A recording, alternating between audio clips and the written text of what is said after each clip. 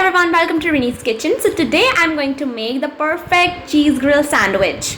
Buttered crunch of the toasted bread, the oozing warm cheese making a little slick on your tongue. It is also balanced with a little carbohydrate and quite a lot of fat. So let's get into it. First take some bread and apply butter on them generously. Now heat your pan on medium flame for 5 minutes and add the bread on them and let them cook for 3 minutes on medium flame. Now apply the butter between two breads and spread it all over the pan and let it cook.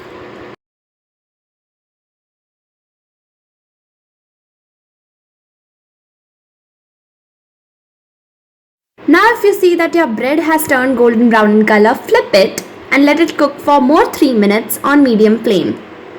So on one slice of bread, add one slice of cheese. So here I have used normal cheese. You can also add mozzarella cheese to get that cheese full.